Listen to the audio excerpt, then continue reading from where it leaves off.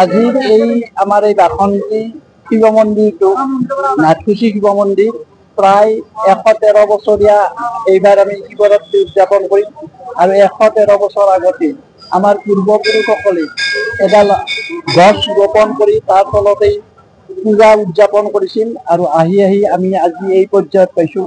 বৰ্তমান ইয়াত হাজাৰ হাজাৰ মানুহ উপস্থিত হৈ শিৱৰাত্ৰি উদযাপন কৰে আৰু প্ৰবাদ আছে যে নাথকুছি শিৱ মন্দিৰত শিৱক কামনা কৰিলে তেওঁলোকৰ আশা পূৰ্ণ হয় বুলি প্ৰবাদ আছে আৰু সেইকাৰণে ইয়াত এতিয়া লাহে লাহে হাজাৰ হাজাৰ মানুহৰ সমাৱেশ হয়।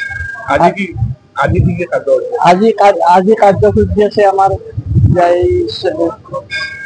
দৰঙৰ নামতি নাম প্ৰদৰ্শন আৰু আমি আজি ইয়াত যিবিলাক ভক্তৰ সমাগম হ'ব তেওঁলোকক আমি ভোগ বিতৰণ কৰিম আৰু প্ৰায়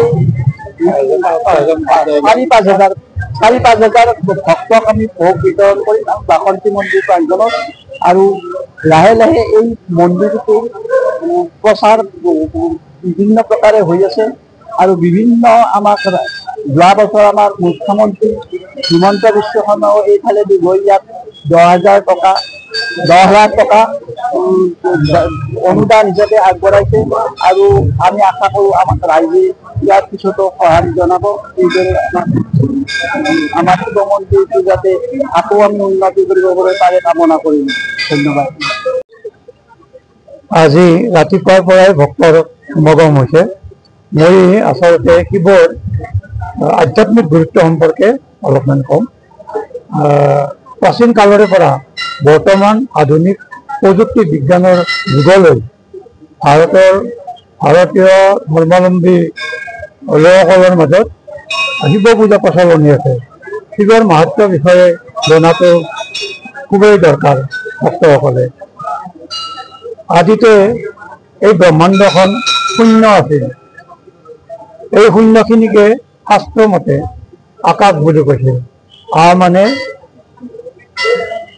অন্তৰাজ্য আৰু কা মানে আৱৰণ। এই আকাশকে ওম বা বোম বুলি কৈছিল আৰু ইয়াৰ অৰ্থ হৈছে শিৱ। শিৱ অৰ্থ হৈছে সি মানে পাপ হৰণ কৰে আৰু ব মানে শক্তি দান কৰে।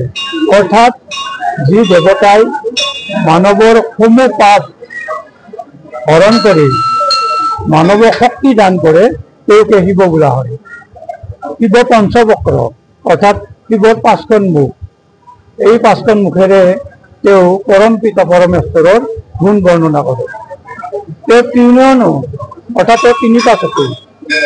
তৃতীয় চকুৰে নিৰ্গত হয় ক্ৰোধবহ্নি, যি ক্ৰোধবহ্নিত কামদেৱ ভস্মীভূত হৈছিল।